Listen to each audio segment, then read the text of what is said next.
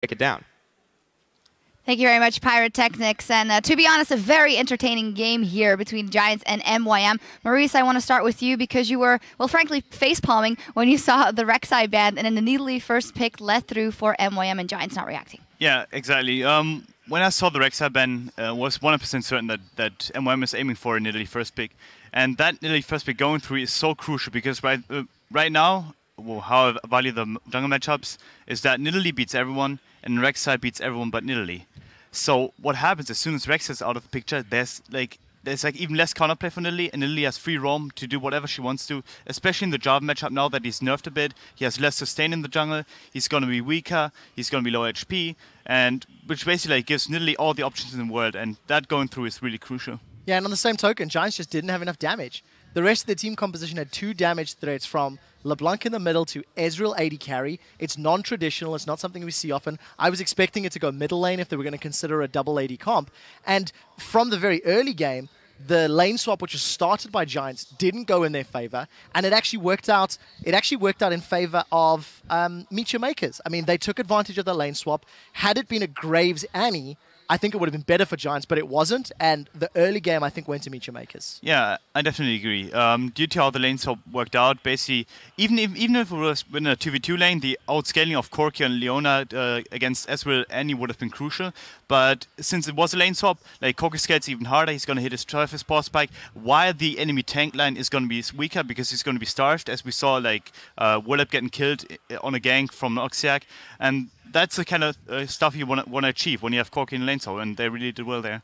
Talk me through the early jungle buys for the champions. Nidalee going for the Stalker's Blade and Skirmishers for Jarvan, even with the change now, knowing that it will cost a decent amount of gold, 225 if you want to change it on tier 2. How did you agree with the choices? I could see the Skirmishers working for J4 because he was camping mid lane, basically trying to get as many kills as possible there, while basically shutting down possible counterplay, because like Skirmishers basically allows you to mitigate 20% of the enemy's damage to the guy you smite, and that basically like allows for free 2v2s.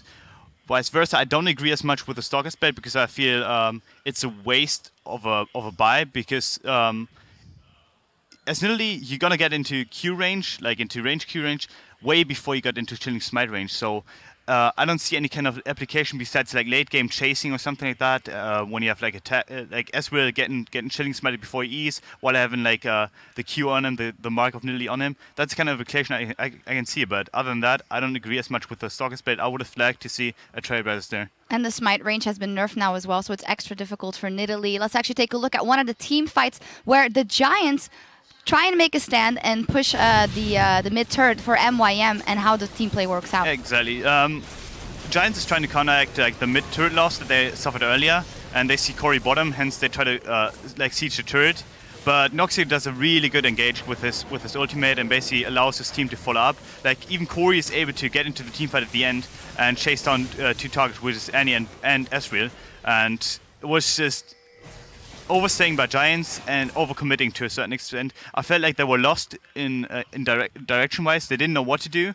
And seeing Corey bottom basically like made their brains click and just be like, well, we lost the mid turret, we want to counter that. And it doesn't work if you're first off low HP, which they were at the turret, and second off if you're versus hard engage. Yeah, and something else that I really liked about that play, Noxiac caught 4 people with a solar flare. He was responsible for the first blood that MeetYourMakers picked up. Noxiac's roams on Leona were a lot more impactful than we've seen out of Nisbet, who was playing in previous weeks.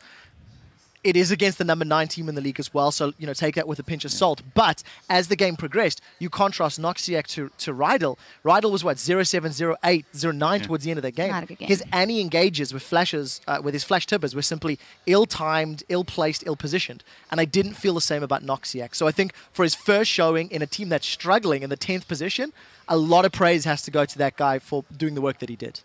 Yeah, absolutely. And while MYM and Noxiac, they did very well. Good in the early game, a little bit indecisive in the mid game, got back in there. But Giants was never really out, in part thanks to Pepinero going absolutely huge on LeBlanc. Let's actually take a look at the second replay we have lined up for you guys, because here it looked like it was going to turn. Yeah, the thing that really stands out for me here is notice how Willep and Pepinero are trying to focus down Horo and Corey. They got both of them with the knockup. There's a lot of AoE that comes out from Audrey. And because of the fact that MeetYourMakers lose Corey so early on, and they were forced into retreat, it allows Giants to clean this one up.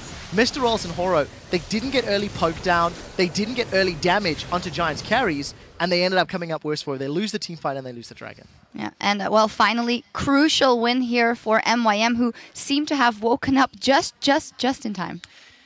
Yes, there's 3 weeks left. Well, 2.5 weeks left now.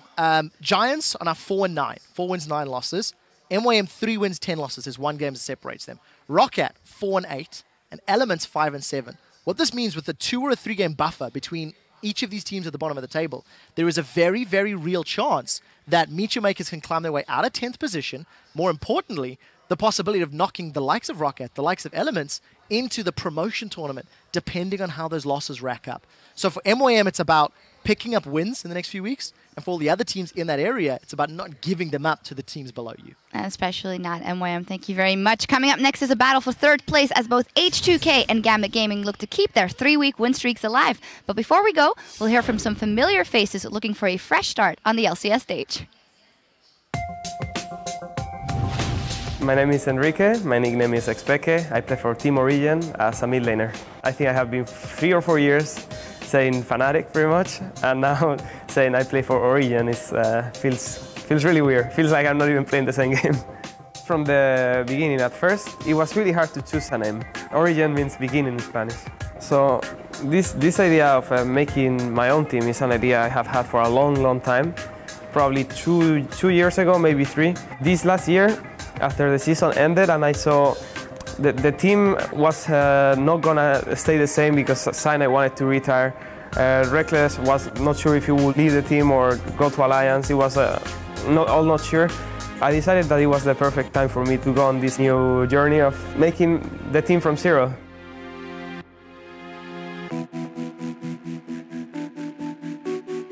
Obviously, when I reached Mithi, I knew that he had a past, that he was actually banned at that time. I have a shady past, one could say, and I felt that the best way for me to start from scratch on a team with respected players and show that anyone can change and I'm different to what people think of me. But for the top laner, he was still in Fnatic at that time, and he was not sure himself what he was going to do or what he wanted to do. It was a good opportunity to prove to people that we can qualify to LCS and still play good, even though we are like the old guys from League of Legends.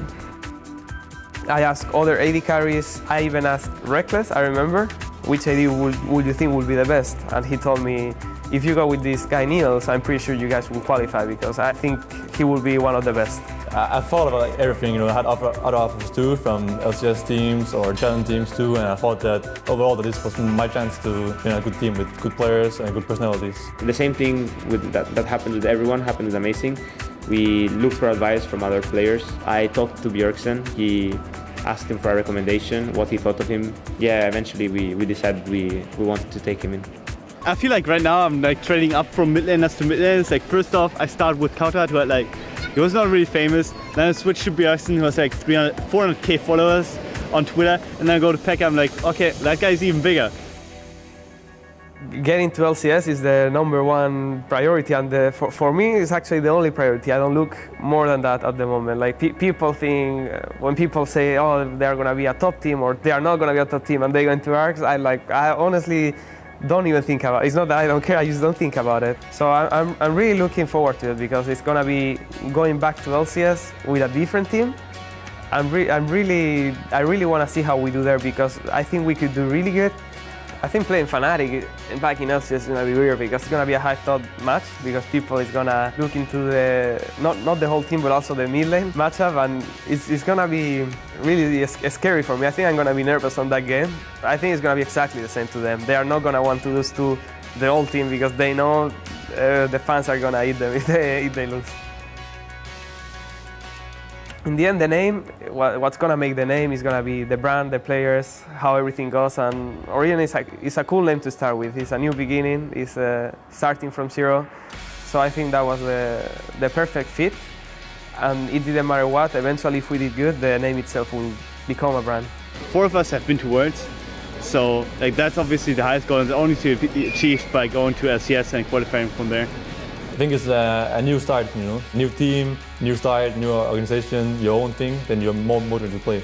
I'm really trying hard to keep competing, to be the best at my position, to show everyone that I'm still good at the game. I'm just trying to learn from everyone and just trying to be the best I can be. There's this German word, Sehnsucht, which basically describes it. I want to be there. When I see it, I just want to be playing, I want to be competing. I think we can be one of the, or even the best team in Europe. I don't know, it's quite exciting that it's like a new adventure because I'm not sure how it's gonna end or where it's gonna go exactly.